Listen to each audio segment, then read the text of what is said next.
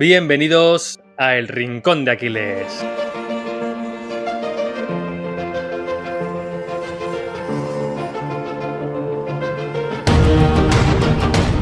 Muy buenas de nuevo. ¿Qué tal estáis? ¿Qué tal, Sergio? ¿Cómo estás hoy? Pues soy con ganitas, David, de retomar esta serie de productividad que la teníamos ahí un poquito en el rincón de pensar apartada. Pues sí, Sergio, la teníamos un poco abandonada, pero vamos a retomar esta serie que a mí particularmente me parece súper interesante y quizás de los episodios más prácticos. Y bueno, para los nuevos o para la gente que no tengáis muy reciente esos dos primeros episodios de productividad, recordaros que en el primero pues fue un poco un capítulo introductorio, Sergio. Hablamos sobre qué es la productividad, qué es la gestión del tiempo, cuáles son los factores más importantes a la hora de ser productivos y un poco la diferenciación entre cada uno de ellos, ¿no? En el segundo episodio ya empezamos a profundizar en conceptos y tratamos sobre todo el concepto de tragas un sapo, que básicamente venía a decir el haz la tarea más importante, la que más esfuerzo mental te cueste, la primera, ¿no? Y te la quitas de encima. Y ahora venimos con este tercer episodio, Sergio, ¿y de qué vamos a hablar en el capítulo de hoy? Pues hoy, David, vamos a hablar de la ejecución. Ya sabemos que hay que hacer lo primero, lo más importante, pero ahora vamos a hablar de cómo es ese trabajar intenso, el estado de flow, que a muchos les sonará, y también vamos a hablar de 4 pasos para ejecutar. Pues mira, Sergio, creo que la parte más interesante, o al menos a mí la que más interés y curiosidad me causa, es el estado de flow, porque creo que la gente que conocemos lo que significa, vamos detrás de ese estado, vamos persiguiéndolo, intentamos averiguar cuáles son los factores, ¿no? Las causas que nos hacen entrar en ese estado de flow. Pero antes de profundizar en este apartado, hay otro apartado muy importante que vamos a empezar con él, es el deep work, el trabajo profundo, ¿no? Yo es un concepto que no conocía hasta hace mucho, al menos no lo conocía como un concepto como tal cual, ¿no? Al final sí que sabía diferenciar entre el multitask, en el que tú, por ejemplo, pues siempre me comentas a mí que yo tiendo mucho al multitask, ¿no? Y lo admito. En el que, pues bueno, estás haciendo un documento en Word, estás haciendo una tarea, estás limpiando el polvo, pero mientras estás escuchando un podcast, mientras tienes una segunda pantalla con un vídeo de YouTube, mientras estás cogiendo con el móvil y contestando a los WhatsApps, haciendo scroll en Instagram. Bueno, que todos sabemos lo que es eso, porque creo que a todos nos pasa en nuestro día a día, ¿no? El intentar hacer muchas tareas a la vez. Y aquí el error radica en que pensamos que estamos siendo productivos. Y no es lo mismo estar sentado en la silla que de verdad aprovechar ese tiempo. Y el concepto de deep work lo que nos va a ayudar es mejor que estés una hora concentrado en el trabajo que estás haciendo a no que estés 4 horas para realizar la misma tarea, pero viendo vídeos, llamando a gente, contestando WhatsApp, pues al final distrayéndote con muchos estímulos, ¿no?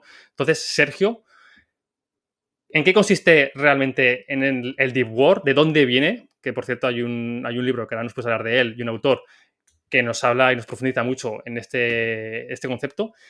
Y yo, como esa persona que nos está escuchando, como ese oyente, a mí la pregunta y la inquietud que más me viene a la cabeza es ¿cómo puedo conseguirlo? ¿No? Porque yo soy incapaz, oye, de estar 2 horas sentado y estar siempre con el foco en la tarea que estoy realizando y evadirme todo lo demás, ¿no? Me cuesta mucho esfuerzo. ¿Cómo puedo ayudar a conseguir ese trabajo intenso? Pues la verdad que es una pregunta que yo también me hice, David. Lo primero, para la gente que haya escuchado la entrevista a Marcos Vázquez, ya lo mencionó, ese trabajo profundo, ese tener unas horas para dedicar de forma intensa a sacar una tarea hacia adelante. El autor que mencionabas es Cal Newport y el libro pues se llama Deep Work, así tal cual suena. Muy bueno, por cierto, por si lo queréis leer, de lo mejorcito de productividad que me he leído yo por el momento. Y vale, ¿en qué consiste? Deep Work, traducción, trabajo profundo, y os voy a explicar un poco el razonamiento que fue a mí lo que me hizo chip. Me cambió el chip. Me hizo clic todo. Y es que, vale, tú en tu día tienes 24 horas. No puedes. El tiempo no es como un chicle que cojas, lo estires, lo moldes, lo cambies. No puedes crear horas de la nada. Pero lo que sí que puedes es esas horas de trabajo ser más intenso con ellas. Entonces, el trabajo podríamos definirlo, o la cantidad de trabajo que sacas hacia adelante, con el tiempo que le dedicas por la intensidad. Entonces, Deep Work se centra en maximizar esa parte de intensidad, llevar al límite tus capacidades cognitivas y que ya sería luego entrar en ese estado de flow. Pero el Deep Work de lo que se encarga sobre todo es de tener bloques de tiempo reservados para trabajar de forma profunda, para meterte en la tarea hasta el fondo. Porque va muy relacionado, ¿no? El estado de flow con ese deep work. Nos va a ayudar bastante llegar a ese estado para que, bueno, ahora vamos a hablar seguidamente de qué es ese estado de flow, pero nos va a ayudar mucho para que este deep work se nos haga lo más liviano posible, ¿no? Que no sea un sacrificio el sentarnos a trabajar. Eso es, o sea, el estado de flow sería como el culmen, ¿no? De ese momento de deep work. Estás tan concentrado que fluyes, que se te pasa el tiempo volando, que estás en la tarea, estás en el ordenador y te salen las cosas a la perfección. Ni te das cuenta que estás trabajando. Yo creo que todo el mundo ha tenido esa sensación de que se le pasan horas y horas volando. Ese es el estado de flow, básicamente. Y Yo se al final, consigue... Dale. sí, no, te iba a decir que al final a mí lo que más me ha servido, ya para cerrar el tema del deep work, es cómo me puede ayudar a mí esto, ¿no? Pues básicamente, si yo consigo realizar una tarea o un trabajo que antes me costaba 6 u 8 horas y lo puedo realizar en la mitad de tiempo porque estoy de verdad con el foco en lo que estoy haciendo, estoy concentrado, no tengo ningún tipo de estímulo externo que me desconcentre, ostras, es que estoy ganando al día 4 horas. 4 horas para salir a pasear, para dibujar, para bailar, para no hacer nada, para ver una serie de Netflix, para estar con mi pareja, para quedar a echar una cerveza con mis amigos. O sea, al final tenéis que verlo como que es tiempo que vais a poder ahorrar y dedicar conscientemente a otras cosas que nos solemos quejar siempre de que no tenemos tiempo, ¿no? Es que no tengo tiempo, es que no tengo tiempo.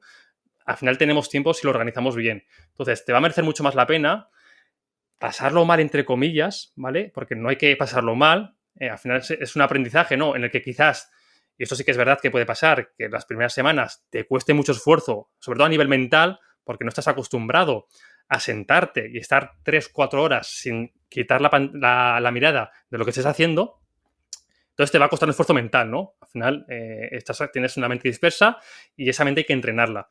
Pero el largo plazo va a hacer lo que te estoy diciendo. Va a hacer que ganes muchas horas al día y que esas horas las puedas dedicar de verdad, de manera consciente, a cosas para las que no tienes tiempo. Sí.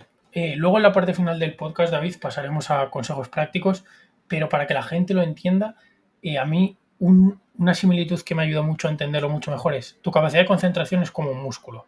Tú no llegas al gimnasio el primer día y te pones 100 kilos en la banca porque se te mete el esternón para adentro y lo que viene a ser que se te rompe el pecho en dos. Entonces, tú tienes que ir entrenando poco a poco hasta llegar a esos 100 kilos, a esos lo que sea, la marca que sea, pero tú no puedes ya ponerte a entrenar como los fuertes del gimnasio, como los que más mueven kilos, porque no tienes esa capacidad, no tienes esa preparación. Entonces te tienes que poner, sentarte cada día, al principio lo que sea, 1 hora sin teléfono, sin nada, sin ninguna distracción, para esta tarea solo. Luego 1 hora y media, dos, tal, y es irlo practicando. Aquí me quedaría, Sergio, como un resumen de lo que has dicho y que en este podcast lo repetimos a menudo, es que os quedéis con el concepto de que la mente se puede entrenar y se debe entrenar. Que solo tenemos la creencia de que solo puede cambiar nuestro físico a nivel de entrenamiento, pero nuestra mente también puede cambiar. Y solo va a cambiar si nosotros tenemos un plan de entrenamiento, tenemos unos objetivos a nivel mental. Entonces, que ahora no me pueda concentrar o que sea incapaz de estar leyendo durante 20 minutos seguidos, yo no te hablo de 2 horas, no significa que no pueda conseguirlo. Si hay personas que pueden hacerlo y pueden llegar a esos niveles de concentración y de foco, tú también puedes hacerlo. No te excuses en, no, es que yo no me puedo concentrar, no, es que yo soy así. Eres así porque durante muchos años has creado esos hábitos de comportamiento, pero puedes cambiarlo. Te va a costar desde luego, pero fíjate unas metas y ten claro por qué quieres cambiar esos hábitos, ¿no? Al final, lo que hablábamos en los episodios, creo que fue el primer episodio incluso que hablamos de los hábitos, ¿no? De crear esa adherencia para conseguir ese hábito. Quizás te cueste esfuerzo al principio el mantenerte totalmente con el foco puesto en lo que estás haciendo, pero acuérdate de por qué lo estás haciendo. Acuérdate por qué lo estás haciendo. Entonces eso te va a generar también esa capacidad para seguir esforzándote, ¿no? Y esa disciplina necesaria. Totalmente de acuerdo. Siempre vas a tener margen de maniobra y sobre todo otro consejo es que te conozcas. Porque yo, por ejemplo, soy un disperso de mierda, pero un disperso de mierda. Y yo, para contrarrestar esa dispersión y para poder trabajar con la intensidad que quiero, soy muy nazi con las medidas que utilizo. O sea, apago el teléfono, me bloqueo las mañanas, intento que no haya ninguna distracción. ¿Por qué? Porque sé que si tengo el teléfono encendido, aunque lo tenga en otra sala, posiblemente me levante a mirar los mensajes, a responder no sé qué. Entonces, yo hago eso y a mí me funciona. Sobre todo, conócete y sé consciente que tienes margen. Y David, si te parece, explícanos el concepto del estado de flow, que yo, para mí, lo más complicado es el nombre del autor. Pues el autor, que sabía que me lo ibas a dejar en bandeja para que yo dijese su apellido, y no lo vas a conseguir, Sergio, se llama Mihaly, tiene un apellido de estos raros y larguísimos, inacabables, que supongo que sea ruso o húngaro, ¿no? Sergio, ¿tiene pinta? Es croata, creo. Pues mira, pues croata, ni me he acercado. Bueno, básicamente este autor, este psicólogo, tiene una definición muy buena del estado de flow, ¿no? Y cito textualmente, Sergio. La concentración es tan intensa que no queda atención para pensar en nada irrelevante o preocuparse con problemas. Dicho en otras palabras, vamos a imaginarnos cuando estás haciendo deporte o cuando estás practicando ese hobby que te encanta, bailando, dibujando, pintando, tocando la guitarra. Ese momento en el que pierdes la noción del tiempo, de si han pasado 2 horas o 7 horas. Esto que miras el reloj de repente y ves que han pasado 5 horas y ni te has enterado porque estabas tan inmerso en lo que estabas haciendo, eso es lo que podemos denominar el estado de flow. Y hay muchas investigaciones y hay muchas personas que están obsesionadas con conocer las claves, ¿no? De cómo llegar a este estado de flow. Pero, Sergio, yo por lo que he leído y por mi propia experiencia, creo que no es algo tan fácil como decir punto A, punto B y punto C y ya estás en estado de flow. Creo que hay muchas variables, incluso una de ellas puede ser incluso la genética, ¿no? De cada uno. Entonces, no sabemos muy bien a día de hoy cómo llegamos, cuáles son las causas, o al menos todas ellas, que hagan que estemos en ese estado de flow. Que yo cuando llego, pues la verdad es que es una maravilla, Sergio, porque estás tan feliz haciendo lo que estás haciendo, tan concentrado, que se te pasa el tiempo volando. Y aquí donde está el kit de la cuestión es que quizás cuando realizamos algún hobby, pues es mucho más sencillo llegar a este estado de flow, ¿no? Pero, ¿cómo llegar a este estado de flow en nuestro trabajo? En esas tareas que igual no nos apetece hacer tanto, ¿no? O que no nos motivan tanto como puede ser practicar un hobby. ¿Qué piensas, Sergio? Vale, David, has abierto el melón y lo voy a cerrar durante un breve momento de tiempo porque antes de dar esos consejos prácticos que los vamos a dejar para el final del podcast, vamos a hablar de las 4 fases de la ejecución. Pero antes quiero mencionar a una persona que no estaba en el guión, pero que me la has dejado huevo. No es Taleb, que te veo ahí la sonrisilla, es otro de las personas a las que admiro y que estudio, que es Bezos, y quería destacar lo del factor genético que has mencionado, que Bezos cuenta en su biografía que le tenían que mover el pupitre. Y, o sea, cuentan en su biografía, en su historia, que los profesores le tenían que mover el pupitre para que cambiara de tarea. O sea, que es un tío obsesionado que se concentraba con una facilidad pasmosa. Eso sí, luego para cambiar de tarea era imposible. Era como había que ir con una grúa para que cambiara de tarea. Pero nada, me parecía curioso. Y bueno, antes de pasar a las fases de la ejecución, quería meter ahí a Bezos. Sí, Sergio, porque además no es muy común, ¿no? El ver a gente que disfruta tanto hasta esos niveles de perder la noción del tiempo.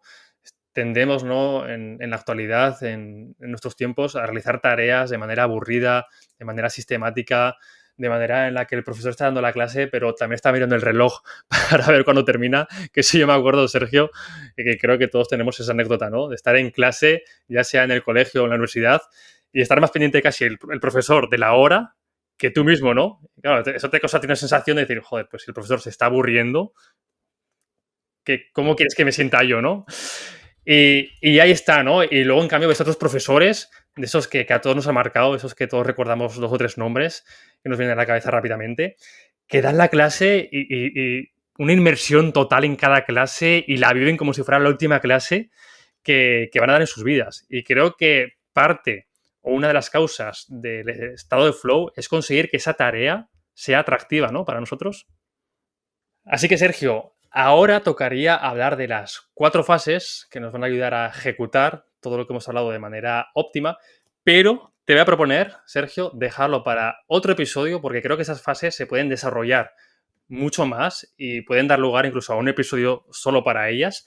Y vamos a pasar directamente a lo que quiere escuchar esa persona que nos está ahora mismo oyendo, ¿no? Y es qué consejos prácticos, qué puedo hacer en mi día a día que haga que yo, pues, lo primero, pueda trabajar de manera más intensa, el concepto de deep work, y cómo puedo llegar también a ese estado de flow, o al menos, qué me va a ayudar. Vale, David, y ahora ya sí, vamos a pasar con los consejos prácticos. Pero antes, me parezco ya a ti y a mí antes de cortar la llamada, que siempre te digo una cosita más, pues eso, la típica de una cosa más, y es diferenciar los consejos en tres fases, ¿vale? Primero, la preparación, la ejecución y la post-ejecución. Y como vais a ver en los consejos, la mayoría se encuentra en la parte de preparación. ¿Por qué? Porque cuando lleguemos a ejecutar a ese momento de ponerte a trabajar, la preparación lo es todo. O sea, vamos a reducir muchísimo la posibilidad de fallo preparándonos. Y quiero destacar una frase de Benjamin Franklin y ya le damos caña con los consejos, que es: al no prepararte, te estás preparando para fallar. Así que, David, ¿cómo podemos prepararnos? Pues totalmente de acuerdo, Sergio. Esto ya lo hablamos, creo recordar, en el episodio anterior de esta serie de productividad, en el que es necesario invertir tiempo en una buena planificación para conseguir los objetivos.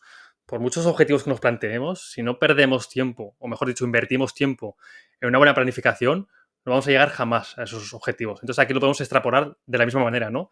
Queremos, nuestro objetivo es conseguir ese deep work, ese trabajo profundo. Nuestro objetivo es entrar siempre que podamos a ese estado de flow, pero vamos a planificar qué pasos, qué hábitos tenemos que cambiar en nuestro día a día para conseguirlo, ¿no? Como tú has dicho, el más importante es la preparación antes de la tarea, antes del trabajo, ¿no? Pueden ser tareas a nivel personal o a nivel profesional. Son 5 puntos indispensables, Sergio, y el primero es reservar tu energía. ¿Para qué? Para esa tarea que te va a generar mayor retorno. Al final no tiene sentido que, pues, como tú has dicho, ¿no? El día tiene 24 horas y nuestra energía también es limitada. No tenemos energía ilimitada. Muchos de nosotros llegamos a casa cansados después de un día de trabajo, o cuando llega la hora de acostarnos, pues estamos más cansados que por la mañana, ¿no? Porque ya nuestros niveles de energía han decrecido. Entonces, vamos a invertir la mayor parte de nuestra energía en esas tareas que mayor retorno nos van a traer a nuestras vidas. Y repito, a nivel personal o a nivel profesional. Sobre todo a nivel profesional, ¿no? Podemos hacer más el hincapié. Entonces, muy importante saber diferenciar qué tareas son muy importantes y qué tareas no son muy importantes. Aquí nos puede venir bien la matriz Eisenhower, que ya hemos hablado en otros episodios. El segundo punto, construir tu propio ritual para trabajar. Hay muchos blogs, hay muchos foros, hay muchas personas, ¿no?, que hablan de sus propios rituales y la gente tiende a copiarlos, como si fuera una plantilla. Está bien que aprendas como otras personas tienen diseñado su ritual, pero créate el tuyo que se adhiera a tu estilo de vida, a tu personalidad y a lo que quieres conseguir. Pues en este caso, por ejemplo, Sergio, el mío puede ser, o como tú lo has comentado, ¿no? Pues antes de ponerme a trabajar, voy a quitarme todas las distracciones. Voy a apagar el móvil, voy a cerrar la puerta para que nadie me moleste, voy a avisar a mis amigos de que no me molesten, que no me llamen, que cualquier cosa que creas que te puede molestar, anteponte a ese riesgo y elimínalo. Y así vas a construir tu ritual. Es como el ritual de irse a dormir, ¿no? Hay mucha gente que tiene un ritual de irse a dormir, de apagar las luces antes, apagar los dispositivos móviles, leer un libro, meditar, hacer yoga. Pues esto es lo mismo, ¿no? Pero digamos que por las mañanas, cuando empieza el día o cuando vas a empezar tú a realizar las tareas. Así que eso, Sergio, muy importante esta parte de prepararte tu propio ritual, ¿vale? No tiene por qué ser una copia de esa persona que le funciona perfectamente. El tuyo puede tener, pues, más cosas, menos cosas. Se tiene que amoldar a cómo eres y lo que quieres. El tercer punto, importante a tener en cuenta antes de trabajar, es ser específico. ¿Qué vamos a hacer ese día? ¿Cuánto tiempo vamos a dedicarle a esa tarea ese día? ¿Cómo vamos a hacerlo? Nos planteamos tareas muy dispersas, ¿no? Muy etéreas. Tengo que hacer esto, tengo que hacer lo otro, pero no sabemos realmente cuánto tiempo nos va a llevar, cuál es la prioridad de cada tarea, si vamos a tener alguna dificultad o nos puede surgir algún imprevisto al realizar esta tarea. Entonces, intenta dejar lo mínimo posible que puedas al azar. Siempre va a haber una parte que no vas a poder controlarla, pero intenta ser muy específico en las tareas que tienes que hacer a lo largo del día o a lo largo de la semana, ¿vale? Como te organices tú. Cuarto punto, tiene mucho que ver, está interconectado con este tercer punto, ¿no? Planificar tu día. planifica tu día con antelación. Yo, por ejemplo, Sergio, lo suelo hacer el día anterior, ¿no? Yo, pues si hoy, por ejemplo, que es miércoles, por la noche, planificaré qué voy a hacer mañana, qué tareas voy a hacer mañana, cuáles para mí son indispensables complementar y cuáles, si me da tiempo, añadiré a esa cola de tareas, ¿no?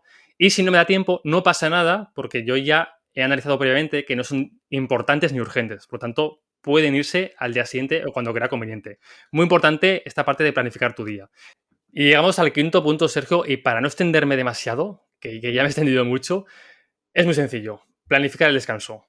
Hasta ahora hemos planificado cómo nos vamos a organizar, qué tareas vamos a cumplir, cómo va a ser nuestro día a día a nivel de objetivos y de tareas, pero también es importante la parte de, oye, ¿cuándo descanso?